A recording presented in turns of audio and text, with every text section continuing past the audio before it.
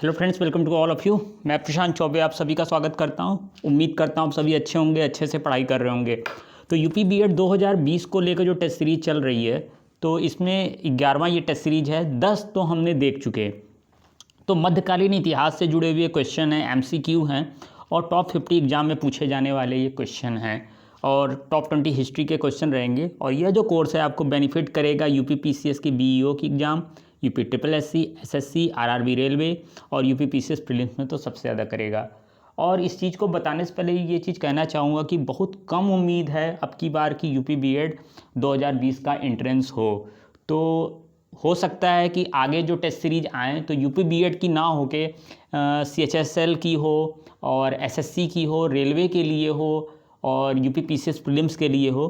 तो आगे जो पॉलिटी के और आपके ज्योग्राफी के, इकोनॉमिक्स के, साइंस के पीडीएफ आएंगे तो वो उनके लिए भी रहेगा। और साथ ही साथ ऐसा नहीं कि इसके लिए बेनिफिट नहीं करेगा, अगर एंट्रेंस होते हैं तो आपको यहाँ भी बेनिफिट करेगा। तो चलिए देख लेते हैं कौन कौन से क्वेश्चन हैं। ज़्यादा क्वेश्चन नहीं रखे हैं आज, 10 ही क्वेश्चन केवल रखा हूँ मैंने।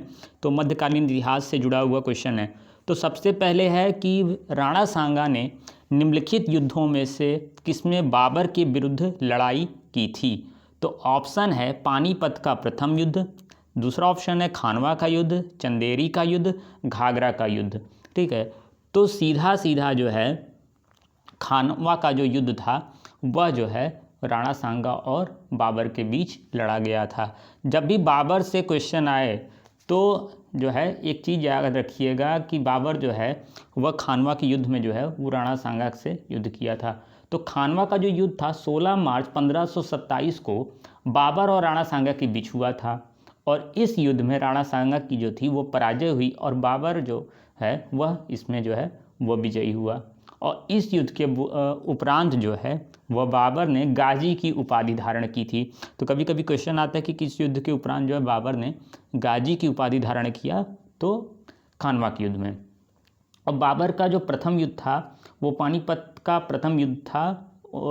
21 अप्रैल 1526 को इब्राहिम लोदी के खिलाफ लड़ा गया और जिसमें जो था बाबर विजयी हुआ। इस युद्ध के उपरांत भारत में जो है वो मुग़ल साम्राज्य की जो है वो स्थापना होती है। तो इसमें जो है खानवा का युद्ध आप टिक करिएगा। सेकंड क्वेश्चन पर आते हैं कि निम्न सुल्तानों में से कौन अन्न के ऊपर कर समाप्त करने के लिए जाना जाता है। तो ऑप्शन है अलाउद्दीन खिलजी, गयासुद्दीन तुगलक, फिरोज़ तुगलक, सिकंदर लोदी। ठीक है, तो इसमें जो है वो हम टिक करेंगे सिकंदर लोदी को। सिकंदर लोदी ने जो है अन्न के ऊपर जो है वो कर को समाप्त किया था। ठीक है, सिकंदर लोदी को जो है यह कहा जाता है कि बड़ा ही योग्य शासक था। सिकंदर लोदी की अगर बात करें और भी पॉइंट्स की, तो 1506 में आगरा नगर का निर्माण कराया और अपनी जो थी वो दूसरी राजधानी जो थी वह आगरा को जो है बनाया। और भी पॉइंट्स को अगर इसमें हम समझे, सिकंदर लोदी से रिलेटेड जो क्वेश्चन आते हैं कभी कभी, तो गुलरुखी नाम से कविताएं ये लिखते थे। एक संग्रह था कविताओं का, तो गुलरुखी नाम से। और भी चीज़ें अगर देखा जाए तो लगान व्यवस्था में सुधार किया, भूमि की माप के लिए सिकंदर गज का प्रयोग किया। ठीक है, सिकंदर लोदी ने लगान संबंधी व्यवस्थाओं के जो आंकड़े थे उसको इकट्ठा कराए और जिनके आधार पर जो है लगान वसूली का जो है काम वह आसान हो गया। तो यह सीधा सीधा आप मारेंगे इसमें सिकंदर लोदी टिक। ठीक है, अब थोड़ा सा है कि शिवाजी ने पुरंदर की संधि जो है निम्नलिखित में से किस मुगल सेना नायक के साथ की थी। ठीक है, तो इसमें जो ऑप्शन है वो जय सिंह है, माफ़ कीजिएगा जसवंत सिंह। सेकंड ऑप्शन है जय सिंह, शाइस्ता खां, दिलेर खां।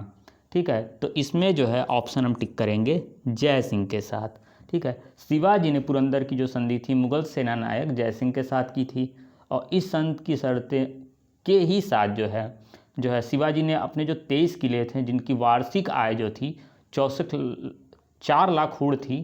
ठीक है, बादशाह जो औरंगजेब थे उनको दे दिया। ठीक है, और जय सिंह ने ही जो है वह शिवाजी को जो है वो दिल्ली आने का निमंत्रण दिया कि आप आइए दिल्ली में जो है औरंगजेब से मिलिए। चलिए नेक्स्ट क्वेश्चन देखते हैं कि भक्ति आंदोलन के निम्नलिखित नायकों में से कौन जो है वह इस्लाम से प्रभावित था। ठीक है, तो भक्ति आंदोलन में कौन जो है वह इस्लाम से प्रभावित था, ये क्वेश्चन है। तो ऑप्शन है चैतन्य, मीराबाई, नामदेव, वल्लभाचार्य। तो इसमें जो है हम टिक करेंगे नामदेव को। ठीक है, भक्ति आंदोलन के नायकों में जो सबसे ज़्यादा प्रभावित थे अगर, तो नामदेव थे।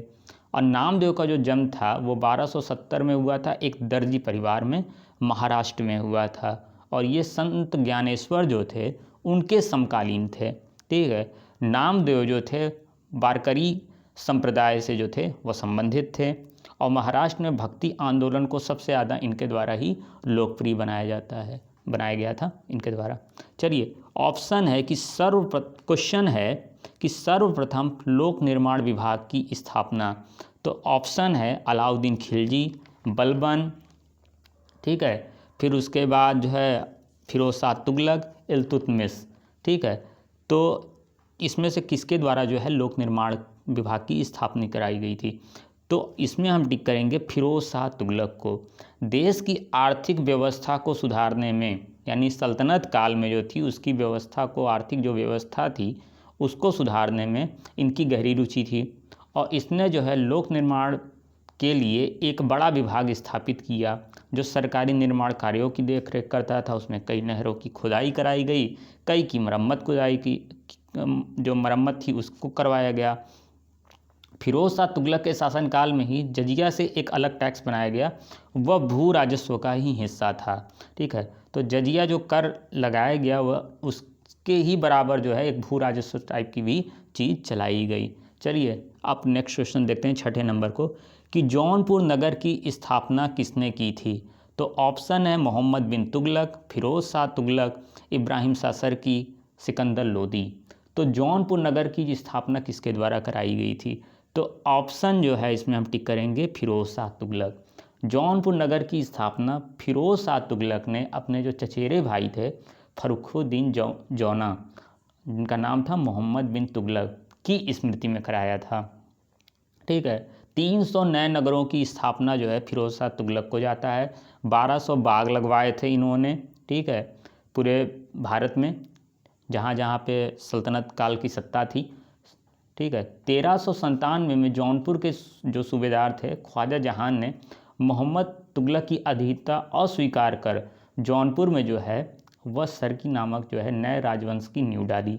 और जौनपुर में स्वतंत्र सरकी राजवंश की जो स्थापना थी मलिक सरवर, जिनको ख्वाजा जहान भी कहा जाता है, के द्वारा किया गया था। ख्वाजा जहान को मलिक उर्स सर्क यानी पूर्व का स्वामी की उपाधि दी गई थी। ठीक है, ये चीज़ है। तो जब भी इसमें टिक करेंगे तो हम फिरोज शाह तुगलक टिक करेंगे। चलिए नेक्स्ट क्वेश्चन देखते हैं, 7वां नंबर, कि प्रसिद्ध विजयनगर शासक कृष्णदेव राय के अधीन किस साहित्य को स्वर्ण युग था? ठीक है, साहित्य की बात हो रही है यहाँ पर। ठीक है, तो ऑप्शन है कोंकणी, मलयालम, तमिल, तेलुगु। ठीक है, तो इसमें हम टिक करेंगे तेलुगु को। ठीक है, तेलुगु को इसमें टिक कर देंगे। प्रसिद्ध विजयनगर शासक जो हैं कृष्णदेव राय के अधीन तेलुगु साहित्य का स्वर्ण युग था। कृष्णदेव राय के दरबार में तेलुगु साहित्य के 8 सर्वश्रेष्ठ कवि थे। ठीक है, जिन्हें अष्टदिग्गज भी कहा जाता था। कभी कभी आ जाता है कि अष्टदिग्गज जो कवि थे वह कहाँ थे, तो कृष्णदेव राय के दरबार में थे, तेलुगु साहित्य से रिलेटेड थे। और कृष्णदेव राय ने स्वयं आंध्र भोज के नाम से विख्यात थे। तो कृष्णदेव राय जो थे उनको आंध्र भोज के भी नाम से जाना जाता है। चलिए 8वां क्वेश्चन देखते हैं, कि शेरशाह के अंतर्गत तांबे के दाम और चांदी के रुपया की विनिमय दर क्या थी? तो ऑप्शन है 16:1, 32:1, 48:1, 64:1। तो शेरशाह के अंतर्गत तांबे के दाम और चांदी के रुपया की जो विनिमय थी वह 64:1 की थी, यानी 64:1 की थी। शेरशाह की एक जो सुधरी हुई मुद्रा पद्धति को स्थापित करने का जो है सम्मान प्राप्त है, बड़े ही सम्मानित रूप से जाना जाता है, जो मुग़ल काल में चलती रही। उनके जो उसके चांदी के रुपए का तौल जो था 180 ग्रेन था, जिसने 173 गेंद का जो विशुद्ध चांदी होती है वह हुआ करती थी। चलिए ठीक है, 9वें नंबर को देखते हैं, कि अकबर के शासनकाल की निम्नलिखित घटनाओं को कालक्रम के अनुसार व्यवस्थित कीजिए। तो ऑप्शन है जजिया कर की समाप्ति, इबादत खाना का निर्माण, मजहर पर हस्ताक्षर, दीन इलाही की स्थापना। तो इसमें सीधा सीधा इसका हम पहला ही टिक कर देंगे, पहला, दूसरा, तीसरा, चौथा। जजिया कर की सबसे पहले समाप्ति हो रही है, फिर इबादत खाने का निर्माण हो रहा है, मजहर पर हस्ताक्षर हो रहा है, सबसे लास्ट में जो हो रहा है वो दीन इलाही की स्थापना हो रही है। चलिए लास्ट क्वेश्चन देख लेते हैं कौन सा है। बस 10 इतना ही इसमें रहेगा। निम्नलिखित में से कौन सा युग सुमेलित नहीं है? तो ऑप्शन है हेक्टर मुनरो बक्सर का युद्ध, लॉर्ड हेस्टिंग आंग्ल नेपाल युद्ध, लॉर्ड वेलेजली चतुर्थ आंग्ल मैसूर युद्ध, चौथा ऑप्शन है इसका लॉर्ड कॉर्नवालिस मराठा युद्ध। ठीक है, तो लॉर्ड कॉर्नवालिस के टाइम जो है आंग्ल मराठा युद्ध नहीं हुआ था। ठीक है, सीधा सीधा इसका इसी को टिक कर देना है। तो उम्मीद करते हैं आपको चीज़ें समझ में आई होंगी अच्छे से, क्योंकि इतना ही था। अब इसके बाद पॉलिटी के सेक्शन को शुरू किया जाता है, और मैंने बताया कि बहुत कम उम्मीद है कि जो है बीएड के एंट्रेंस होंगे, क्योंकि लॉकडाउन बढ़े जा रहा है, और जो है आदेश भी है कि 31